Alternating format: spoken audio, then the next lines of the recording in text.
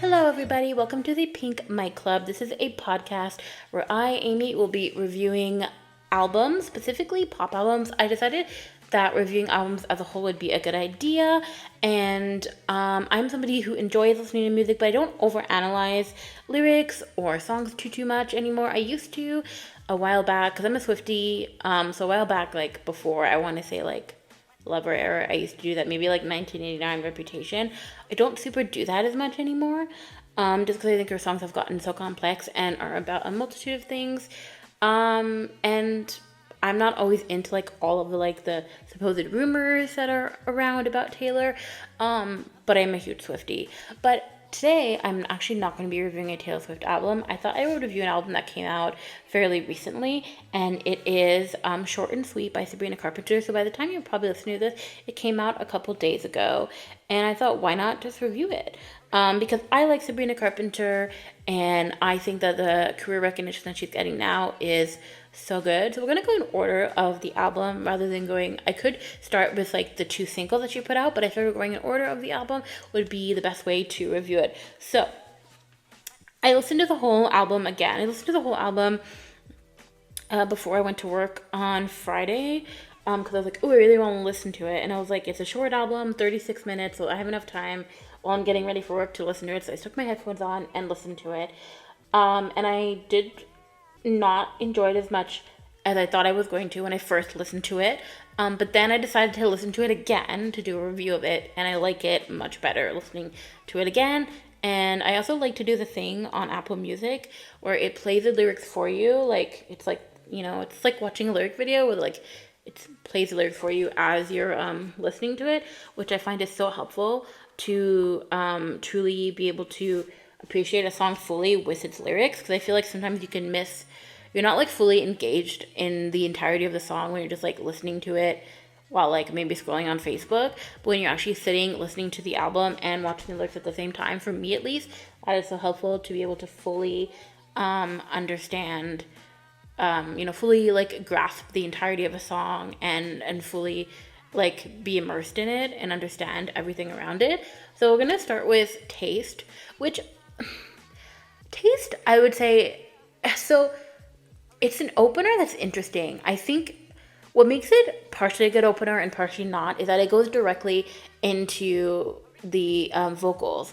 Some songs, they'll start with like a musical intro of like a few seconds, or sometimes it could even be longer. It can be like up to like 30 seconds, so it's pretty long, but some songs can have super long musical intros, and some songs don't actually have musical intros, and they usually start right away with vocals, which is like, I feel like a more recent thing. I feel like if we listen to more like retro songs, it's not much of a thing that we saw. There was like the traditional, you have a music intro that goes for a little bit and then the singing comes in, but when the singing comes right in, it can kind of be interesting, and that can make it a good opener, but it can also make it like just an average song. I would say Taste is actually really good. I would give it like a 9 out of 10 overall, but I'm not so sure if I would have picked that as the opener. I feel like, I don't know, like the tricky thing with an opener in an album that has had like a single release, because not everybody actually does singles before an album comes out. There are a lot that just stick the album out, and then the single is like the same day that the album comes out. They just pick one song that they're going to use, that they're going to make a music video for and promote that on the same day the album comes out. Taylor Swift tends to do that right now. She doesn't put out singles before her album comes out really anymore, which I think is very interesting. And I think we could see more artists go that way. And so it's really tricky because a couple of the singles, like the two singles she put out before the album, kind of encompass the album a bit better, and kind of feel like they encompass what the album vibe is. But like Taste as the intro, I'm not so sure. Like Taste, like I said, is a 9 out of 10.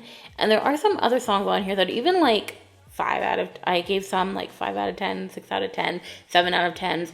Even some of the ones that are like ranked lower, I would say could be better album openers, because I feel like she has some really unique sounds on there, some like retro vibes that I felt like the album could have opened with. But I do think opening with a song that starts directly with the vocals is a very interesting choice.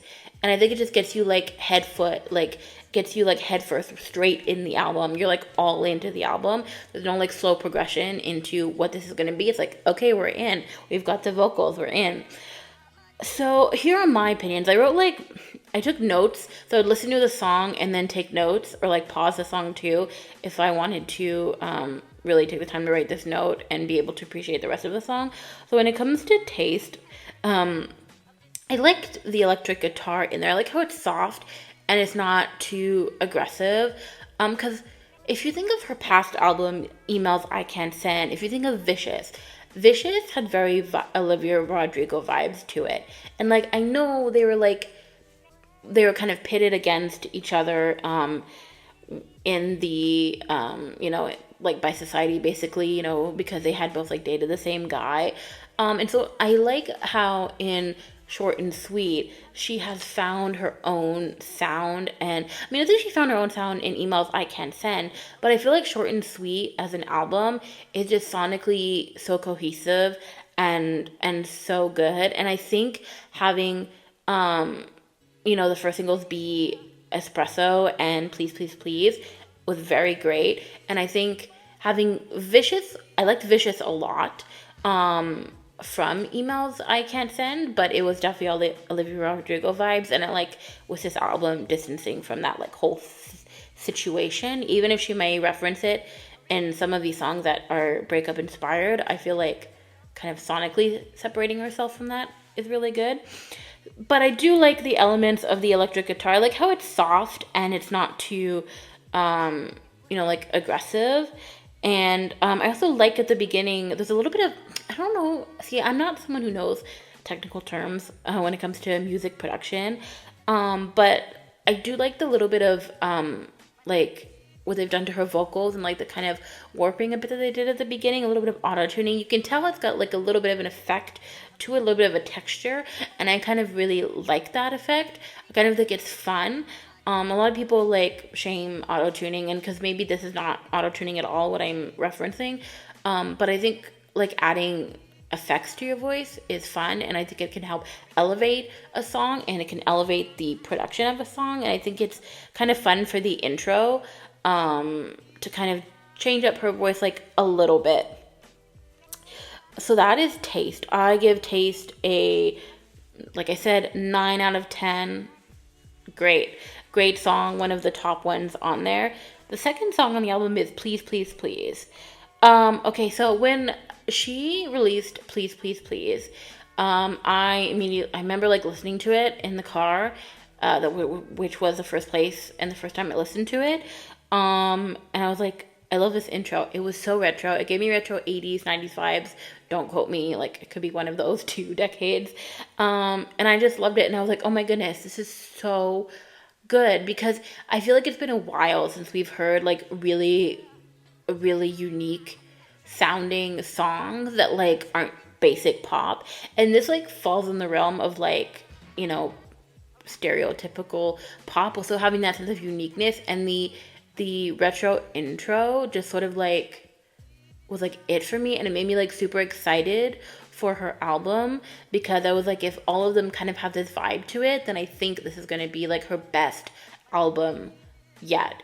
And I think this is going to prove to be a really successful era for Sabrina, and I think that's really great, because she's been around for a long time. And I remember discovering her in the Can't Blame a Girl for Trying era, and then that album was very like kind of like very girly pop, very like young. And then her second album was Evolution, and she matured so quickly.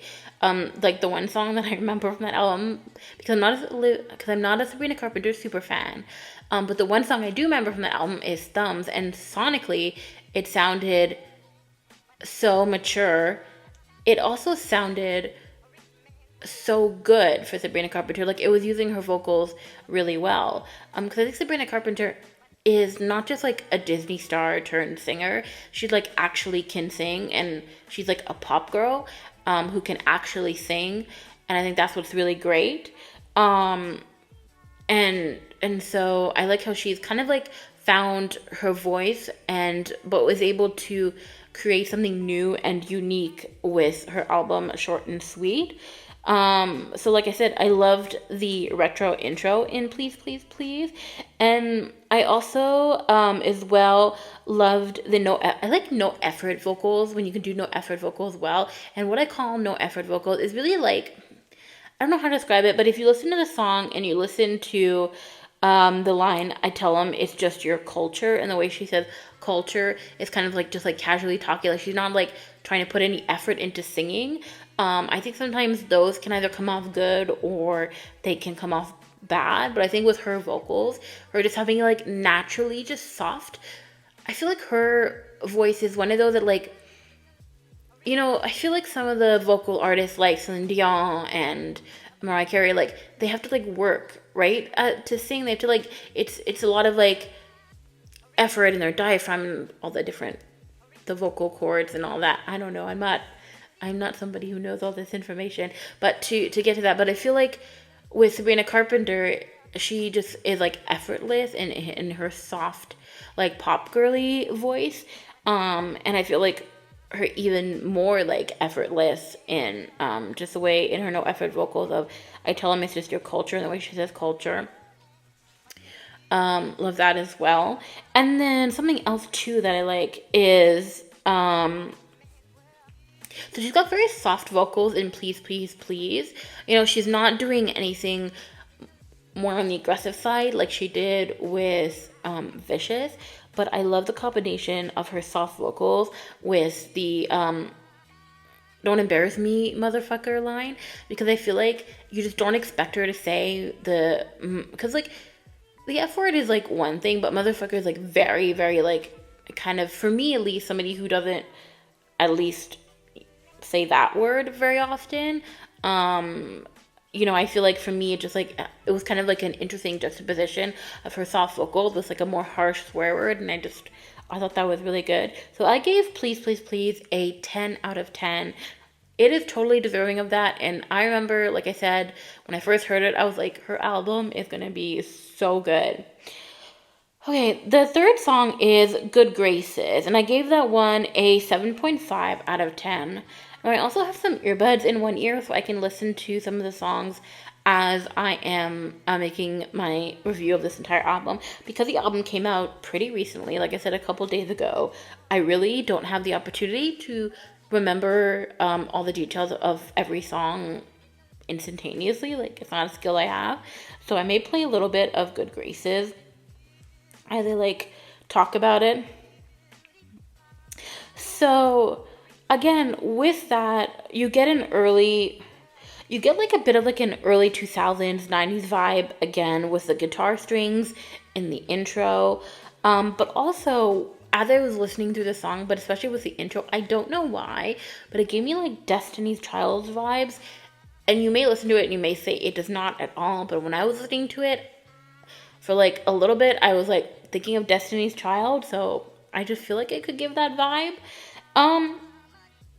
It was good. It wasn't like my top, but I would say it was pretty good, and I think it fits within the theme of the sonic theme of the album, and so I think it works really well in that aspect. So I give it a 7.5 out of 10, because I'm ranking all of these, because when I was like writing down my commentary on them, I was like, I should be ranking these on a scale of 10 of what I think about them. So Sharpest Tool, I'm gonna listen to a bit of that and then make a review on it as I listen to it. So I kind of don't like the intro line. Like, I get it. She goes, I know you're not the sharpest tool in the shed. And I'm like, I don't know. It doesn't feel like lyrically wow. It just feels like lyrically blah. Like, it just doesn't feel like a very interesting line. And I understand, like, the song title and everything, but I don't know. I don't like that as the intro line. And it just kind of, like, threw me off a bit. But I feel like the song does showcase her effortless vocals and her, like, soft kind of, like, pop girly vocals. But, like, overall, it just, like, wasn't my favorite. So I gave it, like, a 5 out of 10, which is, by the way, my lowest ranking in this album, so I would say that's pretty good. Because I didn't want to give this album, like, I think overall this album is good, so I didn't want to give any song an overly bad ranking. It's just, like, not one I would probably, like, if I were to, like, open the album and be like, oh, I want to listen to a random song on the album, I just probably won't pick Sharpest Tool in any circumstance. But if I choose to listen to the album as a whole, I may not skip it, just because, like, I think, like, you know, it has its place in the album, but not my favorite. Oh, and then we have Coincidence. So I'm going to listen to that one again. Because, again, these songs I've listened to them, like, twice. Oh, yeah. So I loved the layered guitar. And I'm calling it a layered guitar because, like, when I was listening to it, I felt like I heard more than one guitar. I was, like, really trying to listen. I was like, is it, like, just one guitar and, like, a bunch of other instruments? But it kind of sounded like a layered guitar. Like, I just liked that element. And I just think it worked overall with, again, the theme of the album. I'm taking a pause because I'm actually just, like, listening to it. You can listen to it at the same time as you listen to this podcast if you have two devices. And I felt like it just fits in well. And I think it's just kind of, like, fun and upbeat. And I gave it an 8 out of 10 because I knew it wasn't going to be, like, top. But I knew it was, like, very pretty good in the, like, I knew it was pretty good from what I'd heard so far. So the next song, which I gave a really, really high score, is Bad Chem. Which, when I kept reading it, I was like, oh, it's Bad Chem. But then it's Bad Chem. Okay, I really love the intro in this song. Again, it has the please, please, please vibes. And had she put this one out as the single, instead of please, please, please, I think they could have interchangeably been put out, like, either one, and I would have been excited for this album just the same. I think the intro, because, like, with Please, Please, Please, it's not like the song as a whole that was like, oh my goodness, I'm excited. Like, the song as a whole, Please, Please, Please, was really great, but it wasn't the song as a whole that got me excited for the album. It was the intro, because I was like, this is an exciting intro, and I haven't heard a song in a long time have this kind of exciting, unique sound. And so I feel like Bad Chem, like, goes even more into the, like, 80s, 90s retro vibe with the intro. And I think it, like, underscores the vibe of the album. Not every song, like, some songs, if you, like, take them out of the album, don't necessarily have the 80s or 90s vibe, but they also don't hinder the overall theme of the album. Like, it works together, like, so. But I feel like Bad Chem definitely has that kind of vibe to it. I'm just going to try to, like, in my ear, fast forward to the chorus.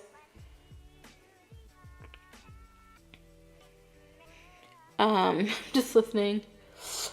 I'm listening to Bad Chem, so I'm sorry if for you there's a little bit of silence on your end. Oh, yeah. And I like the slight change in her vocals in, I believe this is the chorus, where she goes, who's a cute boy with a white jacket and a thick accent? Like the way she sings that slightly differently. I really like that. And I think it's just this song is fun. Like, the funny thing is, it's not one that I would probably still, like, randomly choose to listen to, because when I randomly choose, like, one specific song out of an entire album to listen to, it's because it's, like, very catchy. So, like, Please, Please, Please and Espresso would be those, but it's definitely really high up, and, like, if I'm listening to the album as a whole, this one is really, really, like, it's top. I gave it a 9 out of 10, but I could probably give it a 10 out of 10 like Espresso, because, not like Espresso, like Please, Please, Please. And I just think it has that retro vibe, and I think this is perfect for Sabrina Carpenter. This like, kind of, like, whole aesthetic, not aesthetic, but this sonic aesthetic that she kind of chose for the album. So perfect for her. Then, I'm looking through my notes. Oh yeah, and what I like too is with Please, Please, Please, you had the intro that sounded very retro, but then it did kind of continue throughout, but it sort of, like, faded off. But with Bedchem, like the retro 80s and 90s intro was like heavily flowed into the rest of the song, and the whole song is as in its entirety sounded very retro, very early 2000s, 90s, and I think that was like what I really liked about it and what gave it the 9 out of 10. So I don't know, I'm very into like retro vibes. I like hearing something that makes me think of like the early 2000s, like when I was really young. And you know, so anything that like gives those vibes, I'm like here for. And Bedchem did that, and I think that's really fun. If you hear paper moving, it's because I'm flipping over my notebook, because that took all of one page. So the next one after Bedchem is the Espresso. I don't need to listen to that one again because I know what it sounds like. Okay, so Espresso. I thought it was so good when she came out with it.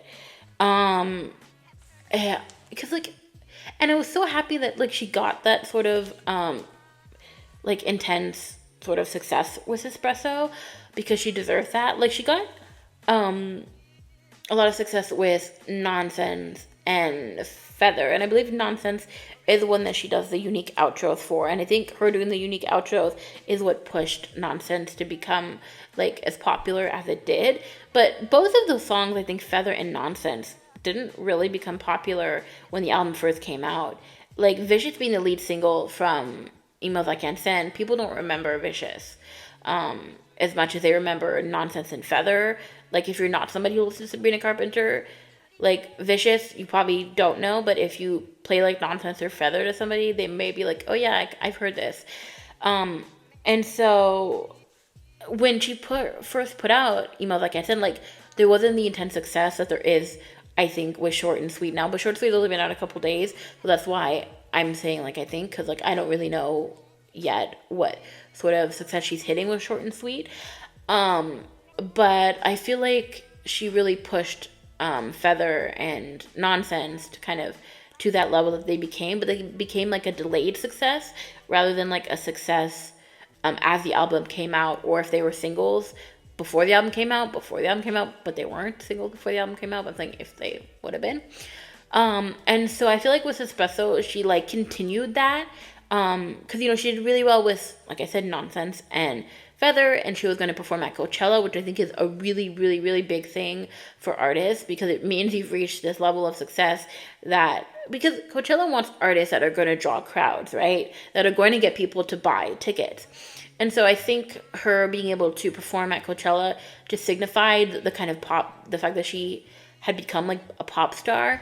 And Espresso was like riding off of that train. It was like continuing that train. It was like the gasoline to, I don't know what trains are powered by anymore, but it was like the fuel to power the train of success that she had with Nonsense and Feather, and Espresso was perfect. Now, Espresso lyrically is not anything like Taylor Swift's lyrics, but I don't think that is necessarily where Sabrina Carpenter is going to fall. But it is a song that is catchy, but like catchy in a way that's not like bad, where like, I remember with Carly Rae Jepsen and Call Me Maybe, when she kind of hit success with that song, everybody was like, you would either get people who would just sing it out of annoyance, and then somebody else would be like, stop singing it, I hate it. But it was really catchy in a way, but it was like catchy that annoyed a ton of people. I feel like with Espresso, it's like really catchy, but like is not annoying. It's like production is great. It's perfect. And it was like a perfect summer song. And I think the music video that she did for it was perfect as well. And I think it was cool that she released it right around Coachella to create hype, to get people to come and not to come to Coachella, because at that point people had already gotten their tickets, but to create the hype to watch her performance. And I think her releasing it around Coachella sort of helped its promotion at the same time, but I think it would have done well without it being released around Coachella, just because I think the song sounds so good. But I think it definitely helped kind of like fuel that, success. But I also hope that new people who have discovered her through Espresso realize that she is a pop girl who has not been an overnight success. And people compare her to, people pitted her against Olivia Rodrigo, who was basically an overnight success. Like, yes, she did do stuff with Disney, but really truly doing solo music. Driver's License was her first single, and she hit major success with that. Whereas Sabrina Carpenter had Can't Blame a Girl for Trying, did a bunch of albums with Hollywood Records, but didn't reach that kind of success. And I think it's because she was with Hollywood Records. I think had she been with a bigger record label, she would have reached that success much quicker. Because as you can see, right around the time she was being pitted with Olivia Rodrigo is when she switched records. And I believe she is with Republic Records? Capitol Records? She's just one of them. One of the big record labels that is not Disney owned. And she's starting to get that success that she rightly deserves because she is a good artist. I remember Singular Act 1 and Singular Act 2, great albums. I remember listening to those a lot, but nobody was really talking about her then. Evolution, nobody was really talking about her then. But Singular Act 1, like Diamonds Are Forever, things like that, or Sue Me. Sue Me was great. Sue Me was a great song that should have seen major success, but nobody was talking about Sabrina Carpenter then, and I don't know why, because she was so good, and I love how we're seeing that now. And Espresso is not maybe the most, Espresso is great, but it might not be the most lyrically deep ones, but I'm glad that people are discovering her now. And if you do, listen to some of her past discography. Okay, so the next one, after I've gone on this whole discussion about Espresso, is Dumb and Poetic.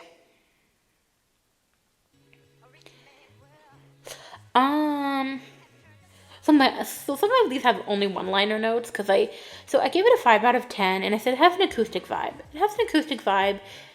I'm not a slow song fan. I'm not a fan of slow songs. So I will probably always kind of give those a teensy bit of a lower rank. Unless it's You're Losing Me by Taylor Swift. I will purposely go out to listen to that one, and that's a slow-ish song. But it has an acoustic vibe to it, which I think is interesting in the way that we usually only hear those kind of vibes when an artist decides to make a song that had a lot of production acoustic. And so it's interesting to do that kind of production from the get-go. I gave it a 5 out of 10. I'm sorry if I don't have a lot of commentary on it. If you enjoyed it, that's great. Again, I gave it a 5 out of 10 because she's got great vocals and the album as a whole is good, so I didn't want to give it too low. Slim Pickings. So Slim Pickings, I really like the intro, the country vibe to it. I'm trying to read my notes.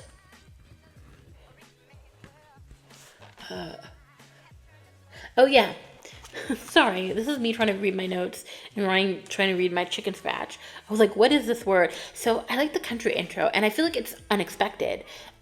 She did kind of sing it with Jack Antonoff, I believe at the Grammy Museum, but it wasn't actually released as a single, but she did sing it live, so we did hear a little bit of the country vibe to it. But I think in the compass of the album as a whole, it definitely stands out, but I think it still works because her voice just sounds the same. It's you can tell it's Sabrina Carpenter and her voice, and I think it just works well in the album, and I think it adds a little bit of unexpectedness and variation into the album, which I think is important in an effort to have an album. Because here's the thing, you don't want an album to be sonically incohesive, but you also don't want an album to be so sonically cohesive that every song sounds the same. And so I feel like adding this one in for fun just worked really well. She does try to do a bit of twang, but I think she's gone a little bit deeper, and I think, because she's not a country singer, so I don't know if she has the ability to do a proper twang. But I think if she had the ability to do a proper, twang, I feel like it'd be, soft country, because I don't want to really truly call it country, because people get all up in arms. Because I know people have gotten all up in arms about Beyonce's country album, and from the songs I've heard, they don't super sound, the production is country, her vocals are not, so they're, soft country at best. So I would agree with people that maybe it's not, from the songs I've heard from Beyonce. Um, and so I would say like soft country if there was a little bit more twang in her vocals. But it was overall good. It was better than Dumb and Poetic, which is why I gave it a 6 out of 10. But like again, not my favorite in the overall of the album, but I also probably wouldn't skip it because it's got a little bit of that country vibe to it, so I would listen to it. Next is Juno, the third to last. So this one again had some aspects of like retro, which is again underscored throughout the entire album. But it was definitely the song that was like the most modern pop in the sense that like it sounded a little bit more stereotypical than like I think all of the other ones do, even above Espresso, which has a stereotypical catchy aspect to it, but still sounds different. But I would say this one is the one that just sounds like a more modern, average pop song. But I do very much like it, and I gave it a 7 out of 10, which is like a really good high score for me. The second to last is Lie to Girls.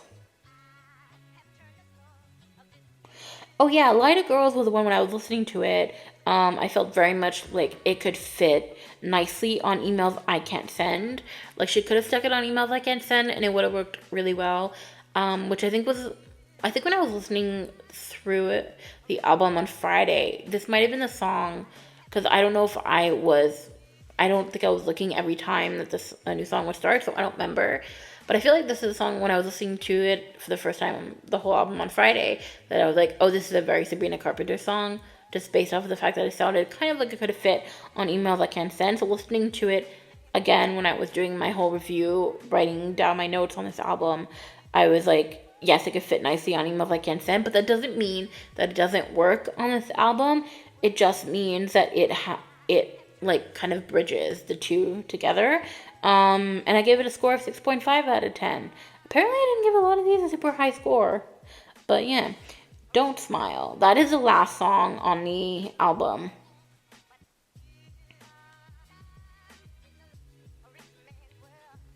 So I love the piano intro. And I wish the piano intro would have just stayed through the entire song because I thought the piano intro was so beautiful. Not because I think the song is bad without it, but just because the piano intro is so beautiful. But I agree that having the piano intro throughout the entire song would have made it incohesive to the album as a whole.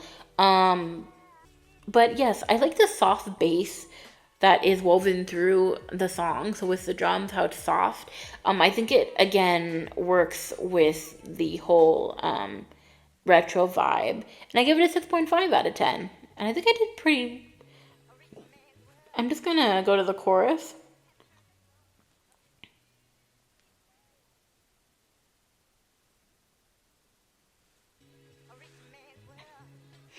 Again, you're hearing her soft vocals in here, her sort of like effortless vocals. And I just think I love her soft vocals because it really highlights for me the fact that she truly is an artist who can sing live and in a recording. You know, I feel like she would sound the same live as she would in a recording, and you just get that vibe. But again, it's for me personally, with my style and my taste of music that I like, I don't think it's one that I would gravitate towards to randomly choose to listen to on its own. But overall, Don't Smile, I think was good. So I give it a 6.5 out of 10. Now, for the overall of the album, I gave it a 7 out of 10 because I was like, I gave more 7 out of 10s than anything else. So I was like, I feel like 7 out of 10 is where it lies. But, so, like I said, like my notes say, throughout the album, I liked how she was displaying her soft pop girly vocals, and it's just like, I think it's a signature for Sabrina Carpenter, and I really like it as much as I like Vicious, because I do like Olivia Rodrigo, and sometimes I do really like that sound. I think this album is perfect for Sabrina Carpenter, and I really hope that this album pushes her further into success. Like she did a tour, right? Well, she didn't do a tour. She's going on tour again. And she's doing an arena tour. So not a stadium. She'll get there, trust me. I feel like she will. She's doing an arena tour that sold out really, really quickly. Really, really quickly. And I feel like that was exciting to see because it can be difficult, right? Because she's getting that success with Nonsense and Feather and Espresso and then Please Please Please, but there's always that worry of like, will she be able to sell out an arena tour? Will she actually be able to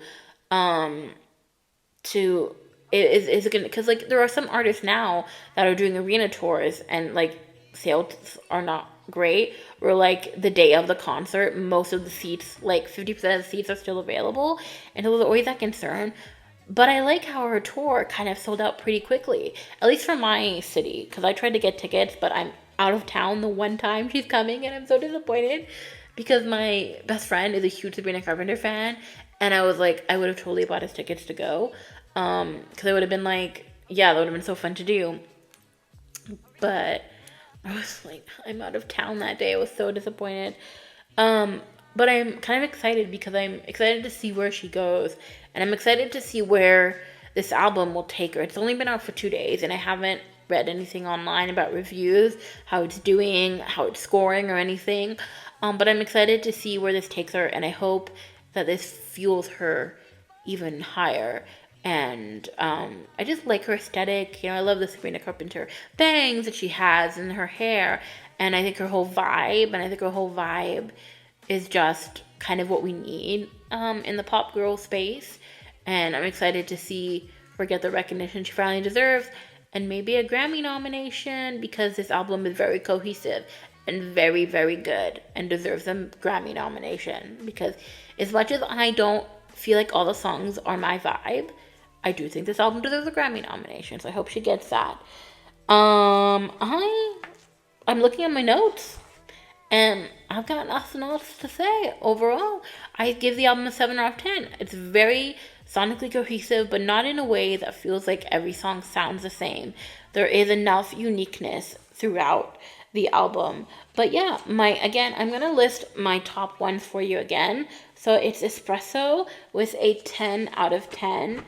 And then it is Taste. And then it's Please Please Please with, again, a 10 out of 10. Taste is a 9 out of 10. And Bedchem is a 9 out of 10.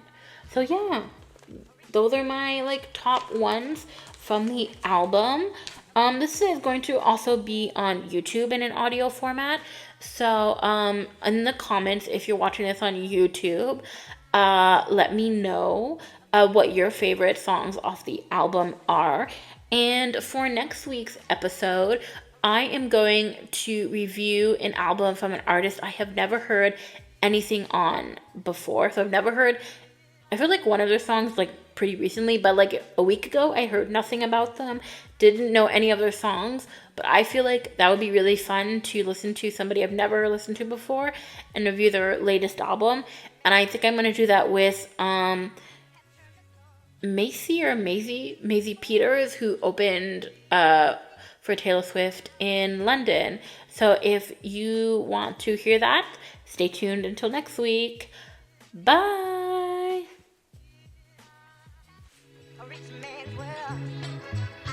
You can follow the Pink Mic Club on Instagram by going to @PinkMicClub.